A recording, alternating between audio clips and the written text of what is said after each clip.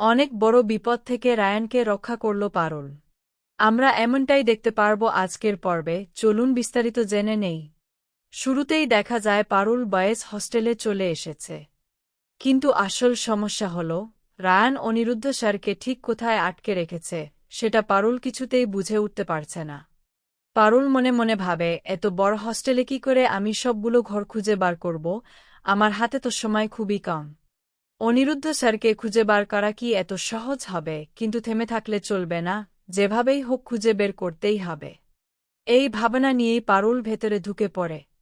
ভেতরে ঢোকার পর সে লুকিয়ে লুকিয়ে লক্ষ্য করে দেখে রায়ান তার বন্ধুদের সঙ্গে বসে ক্যারাম খেলছে। তখন পারুল বুঝে যায়, নিশ্চয়ই ছাদের কোনো একটা ঘরে অনিরুদ্ধ স্যারকে বন্দি করে রেখে এরা এখানে নিশ্চিন্তে খেলাধুলা করছে। পারুল মনে মনে বলে, একবার স্যারকে উদ্ধার করতে পারলেই তারপর দেখব তোর কী অবস্থা করি। এরপর পারুল নিজেই বুঝতে পারে না কোনো দিক থেকে শুরু করবে, তবুও ধীরে ধীরে এক এক করে সব ঘর খুঁজতে থাকে। হঠাৎ একটা ঘরের সামনে এসে তার সন্দেহ হয়। সে কান পেতে শোনে এবং ভেতর থেকে অস্পষ্টভাবে অনিরুদ্ধের আওয়াজ পায়। সঙ্গে সঙ্গে দরজা খুলে দেখে অনিরুদ্ধ স্যারকে দড়ি দিয়ে শক্ত করে বেঁধে রাখা হয়েছে। পারুল তখনই বলে, আপনি ঠিক আছেন তো? অনিরুদ্ধ বলে, পারুল, আমি ঠিক আছি, কিন্তু রায়ানকে বোঝানো খুব দরকার। দেখছিস তো কী রকম বুদ্ধি বের করেছে, আমাকে কিভাবে এখানে বন্দি করে রেখেছে। পারুল তাকে আশ্বস্ত করে বলে, আপনি কোনো চিন্তা করবেন না, আপনাকে এখান থেকে উদ্ধার করতেই আমি এসেছি। এরপর সে অনিরুদ্ধ স্যারকে খুলে বাইরে নিয়ে আসে। গেটের কাছে এসে পারুল ঘড়ির দিকে তাকায়। ঘড়ির কাঁটা যেন অস্বাভাবিকভাবে খুব দ্রুত ছুটছে। আসলে এখন ঠিক কটা বাজে সেটা বুঝে উঠতে পারছে না। তখন পারুল উদ্বিগ্ন হয়ে বলে, কি হচ্ছে, ঘড়ির কাঁটাগুলো এমনভাবে ছুটছে কেন? তখন অনিরুদ্ধ বলে, সেটাই তো আমি নিজেও বুঝে উঠতে পারছি না। এরপর কোনোরকমে তারা সামনের গেট দিয়ে বাইরে বেরিয়ে আসে। বাইরে এসে পারুল ঘড়ির দিকে তাকিয়ে বলে, এই তো এখন সব ঠিক আছে, 2টো বাজতে আর প্রায় 15 মিনিট বাকি। আপনি এক কাজ করুন, তাড়াতাড়ি এখান থেকে চলে যান, না হলে কিন্তু সর্বনাশ হয়ে যাবে। ঠিক সেই মুহূর্তে পারুলের মাথায় একটা বিষয়ে খটকা লাগে। সে ভাবে, ঘড়ির কাঁটা এত দ্রুত ঘুরছে কেন? সাধারণভাবে তো এমন হওয়ার কথা নয়। এত দ্রুত কাঁটা ঘোরার মানে আশেপাশে নিশ্চয়ই কোনো ভয়ঙ্কর কিছু রয়েছে, বিশেষ করে টাইম বোমের মতো কিছু। এই কথা ভাবতেই পারুলের বুক কেঁপে ওঠে। তখন সে মনে মনে সিদ্ধান্ত নেয়, আগে অনিরুদ্ধ স্যারকে নিরাপদে পাঠাতে হবে, কারণ 2টো বাজতে আর বেশি সময় নেই। তারপর ফিরে এসে দেখতে হবে কোথাও বোমা লাগানো আছে কি না। পারুল তখন অনিরুদ্ধকে বলে, আপনি আর দেরি করবেন না, তাড়াতাড়ি বাড়ির দিকে চলে যান। এখানে কি হচ্ছে সেটা আমি দেখে নিচ্ছি।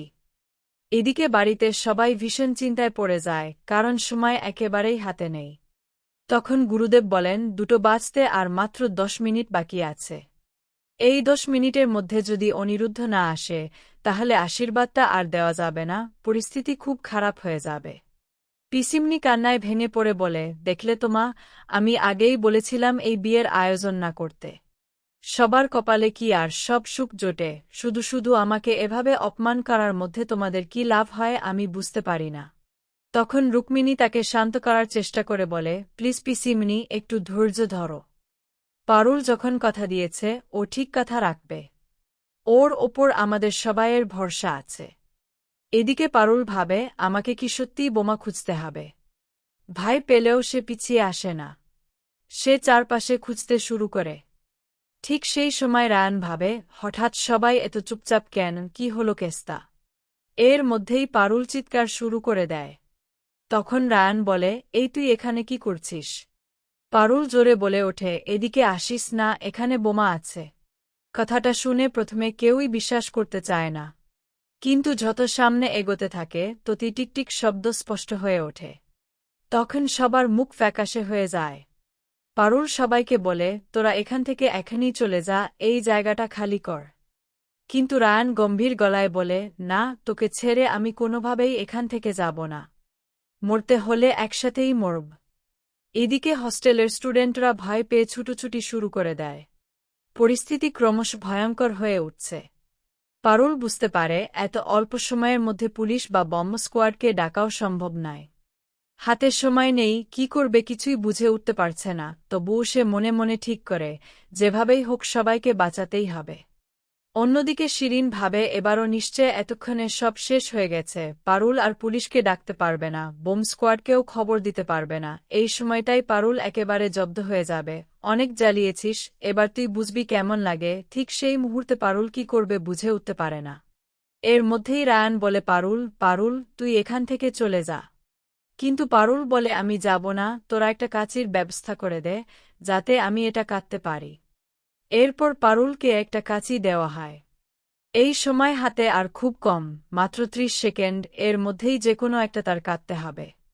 পারুল তখন ভাবে সময় তো হাতে বেশি নেই, তাই আমাকেই সিদ্ধান্ত নিতে হবে। এদিকে শিরিন মনে মনে ভাবে এতক্ষণে নিশ্চয় কাজ শেষ। কিন্তু ঠিক তখনই পারুল লাল তারটা কেটে দেয়, আর সঙ্গে সঙ্গেই টাইমারটা থেমে যায়, বোমাটা আর ফাটে না। সবাই তখন বুঝে যায় বিপদ কেটে গেছে। এরপর সবাই খুশিতে পারুলের পায়ে ধরে নমস্কার করে আর বলে, আজ যদি পারুল এখানে না থাকত তাহলে কেউই বেঁচে ফিরত না।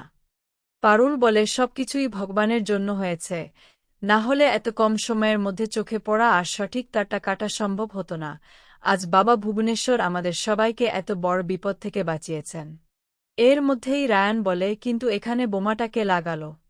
পারুল বলে, সেটা আমি কি করে জানব কে লাগিয়েছে, আমি তো শুধু বোমাটা দেখে নিষ্ক্রিয় করেছি। এদিকে শিরিন খবর পেয়ে ভাবে বোমা তো ফাটেনি, উল্টে পারুলই সবাইকে বাঁচিয়ে দিয়েছে, কাঁচি দিয়ে শেষ মুহূর্তে সব নষ্ট করে দিয়েছে। এই মেয়েটা যে কি করতে পারে তার কোনো আন্দাজই নেই, আর কতবার যে এর জন্য আমাকে বিপদে পড়তে হবে তার ঠিক নেই। এর মধ্যে রায়ান বলে, তুই নিজেও জানিস না পারুল, আজ তুই কত বড় বিপদ থেকে আমাদের সবাইকে বাঁচিয়েছিস। পারুল বলে, বাঁচাতে তো হতোই, না হলে আমরা সবাই শেষ হয়ে যেতাম, আর সেটা হলে তো একদমই ভালো হতো না, তাই না? রায়ান বলে, তা তো একদম ঠিক কথাই বলেছিস, সত্যি আজ সব কিছুর জন্য আমার খুব আনন্দ হচ্ছে, তবে তোর জীবনটা পুরো এলোমেলো হয়ে গেল, দুটো তো বেজে গেছে। পারুল হেসে বলে, কে বলেছে নষ্ট হয়ে গেছে, আমি কিন্তু বাঘা তেঁতুল, এই কথাটা ভুলে যাস না। এই কথা বলে পারুল হঠাৎ চলে যায়, কারণ তার মনে হয় পিসিমনির আশীর্বাদটা নিশ্চয় এতক্ষণে হয়ে গেছে। রায়ান তাড়াতাড়ি সেই জায়গায় যায় যেখানে অনিরুদ্ধকে আটকে রেখেছিল, কিন্তু গিয়ে দেখে অনিরুদ্ধ আর সেখানে নেই। তখনই রায়ানের মনে প্রশ্ন জাগে, তবে কি পারুল অনিরুদ্ধ স্যারকে নিতে এখানে এসেছিল? কিন্তু ও কিভাবে জানতে পারল যে আমি অনিরুদ্ধ স্যারকে সেখানে আটকে রেখেছি? পুরো বিষয়টাই আমার কাছে একটা ধাঁধার মতো লাগছে, কিছুই বুঝতে পারছি না কেন এমনটা হচ্ছে। রায়ান ভাবে, এই মেয়েটা কি আসলেই পারুল, নাকি সত্যি সত্যি কোনো জাদু টোনা জানে, কারণ ও যেন সব কিছু আগেই বুঝে ফেলে। অন্যদিকে দেখা যায় পিসিমনি আর অনিরুদ্ধ স্যারের আশীর্বাদ ইতিমধ্যেই হয়ে গেছে। পারুল সেখানে পৌঁছানো মাত্রই সবাই ঘিরে ধরে বলে, পারুল তুমি ঠিক আছ তো? তখন পারুল হেসে বলে, হ্যাঁ আমি একদম ঠিক আছি, আর ওনাদের আশীর্বাদটা যে ঠিক সময়ে পেতে পেরেছি সেটাই তো সবচেয়ে বড় কথা।